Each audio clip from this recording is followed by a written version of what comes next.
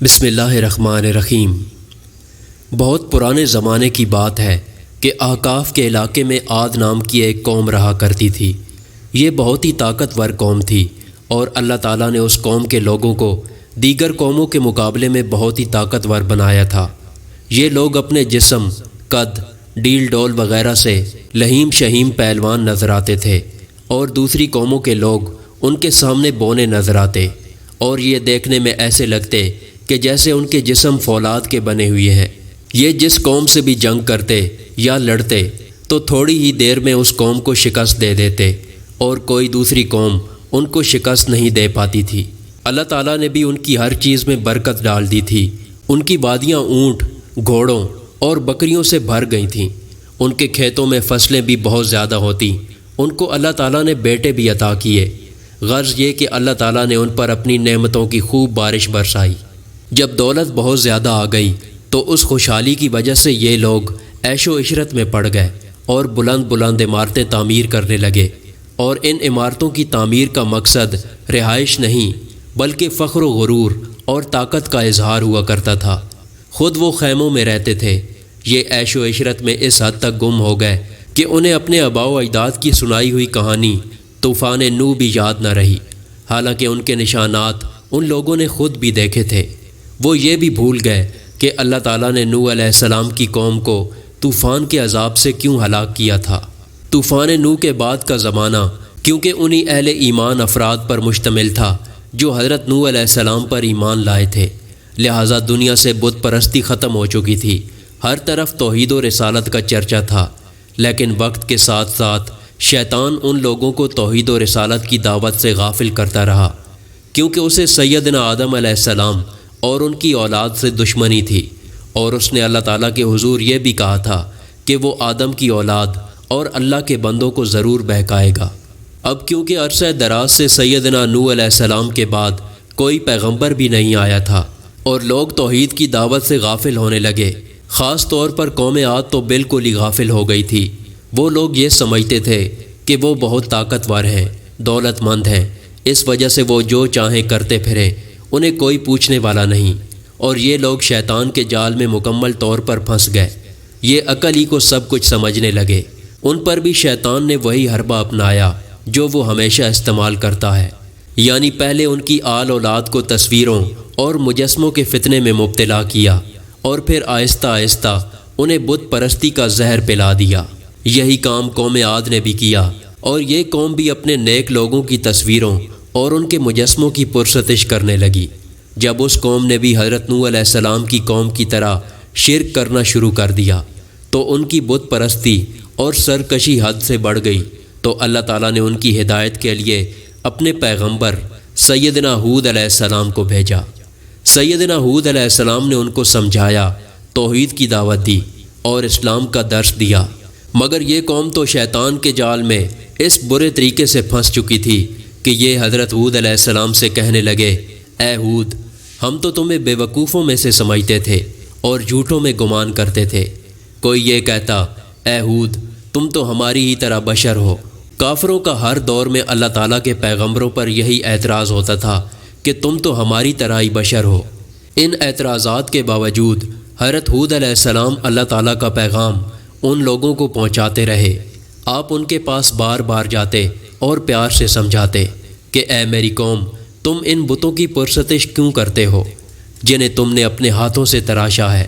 تم اللہ تعالیٰ کی عبادت کیوں نہیں کرتے جس نے تمہیں پیدا فرمایا ہے، تمہیں مال و دولت دی، اولاد کی نعمت دی، خوشحالی عطا کی، رزق میں برکت دی۔ ان نعمتوں کا حق تو یہ ہے کہ تم صرف اللہ تعالیٰ کی عبادت کرو، اور تم اللہ تعالیٰ کو چھوڑ کر ان بتوں کی پرستش کرنے میں لگے ہوئے ہو، اور یہ بے جان بت نہ سنتے ہیں، نہ بولتے ہیں، اور نہ ہی جواب دیتے ہیں۔ یہ تم کو نفع نقصان کیسے پہنچا سکتے ہیں؟ قوم عاد نے حضرت ہود علیہ السلام سے کہا، اے ہود، کیا ہم ان خداؤں کو چھوڑ دیں جن کی عبادت ہمارے باپ دادا کیا کرتے تھے، اور ہم ان کی عبادت صرف تمہارے کہنے پر چھوڑ دیں؟ ایسا ہرگز نہیں ہو سکتا، اور تمہارے پاس نہ کوئی دلیل ہے اور نہ کوئی ثبوت۔ حضرت ہود علیہ السلام انہیں پیار و محبت سے سمجھاتے رہے، لیکن انہوں نے حضرت ہود علیہ السلام کی بات نہیں مانی۔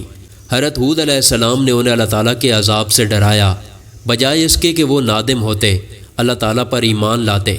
کہنے لگے کہ بھلا ہم سے بڑھ کر بھی کوئی طاقتور ہو سکتا ہے۔ حضرت ہود علیہ السلام انہیں تبلیغ کرتے رہے، سوائے چند لوگوں کے کوئی ایمان نہ لایا۔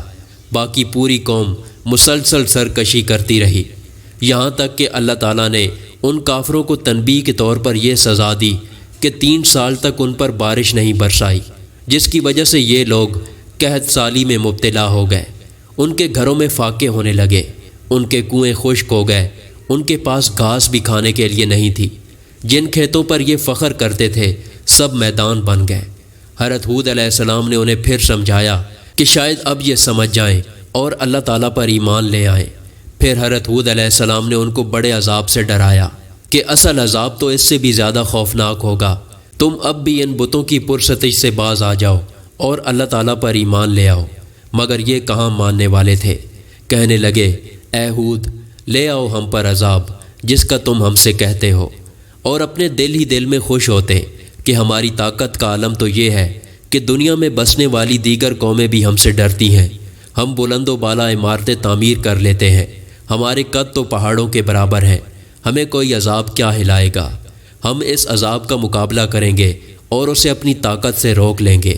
انہیں اپنی طاقت پر غرور تو تھا ہی، اسی گھمنڈ میں انہوں نے حضرت ہود علیہ السلام کو جواب دیا۔ جب قوم عاد نے حضرت ہود علیہ السلام کی دعوت کو قبول نہ کیا تو اللہ تعالیٰ نے سیدنا ہود علیہ السلام کو حکم دیا کہ وہ اپنے ایمان والے ساتھیوں کو لے کر اس علاقے سے نکل جائیں۔ جب حضرت ہود علیہ السلام اور ایمان والے اس بستی سے نکل گئے تو پھر اللہ تعالیٰ کا عذاب ان پر عجیب صورت میں آیا۔ طویل عرصے سے خشک سالی تھی، بارش ہو نہیں رہی تھی، کھانے کو اناج نہیں تھا کہ اچانک دیکھتے ہیں کہ آسمان پر سیاہ بادل نمودار ہوئے ہیں۔ وہ بادلوں کو دیکھ کر خوشی منانے لگے کہ اب یہ بادل ہم پر برسیں گے اور ایک مرتبہ پھر خوشحالی ہمارے پاس آئے گی۔ قوم عاد کی ایک عورت تھی جس کا نام مہد تھا۔ اس نے جب ان بادلوں کی طرف دیکھا تو چیخ مار کر بے ہوش ہو گئی۔ لوگ بہت حیران ہوئے کہ ابھی تو یہ اچھی بھلی تھی اور بادلوں کو دیکھ کر خوف زدہ ہوئی اور چیخ مار کر بے ہوش ہو گئی۔ جب اسے ہوش آیا تو لوگوں نے پوچھا اے مہد، تو نے کیا دیکھا جو بے ہوش ہو گئی؟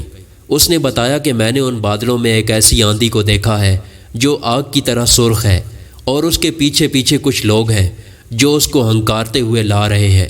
جس بادل کو وہ بارش کا بادل سمجھ رہے تھے وہ تو عذاب کا بادل تھا، اس میں بارش کے بجائے عذاب تھا جو کہ وہ خود چاہتے تھے۔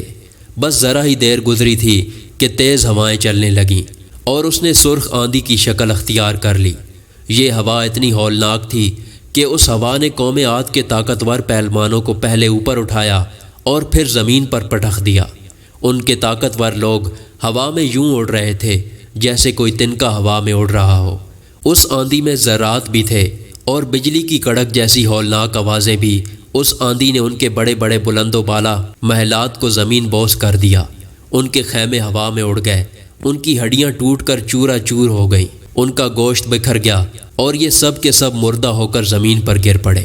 یہ آندھی مسلسل 8 دنوں تک چلتی رہی، یہاں تک کہ زمین پر سے قوم عاد کا نشان مٹ گیا، اور وہ قوم جو اپنی طاقت پر گھمنڈ کیا کرتی تھی، اپنے بلند و بالا محلات پر اتراتی تھی، کھجور کے کھوکھلے تنے کی طرح زمین پر پڑی ہوئی تھی۔ اس قسم کی مزید ویڈیو دیکھنے کے لیے ہمارے چینل کو سبسکرائب کریں۔ شکریہ۔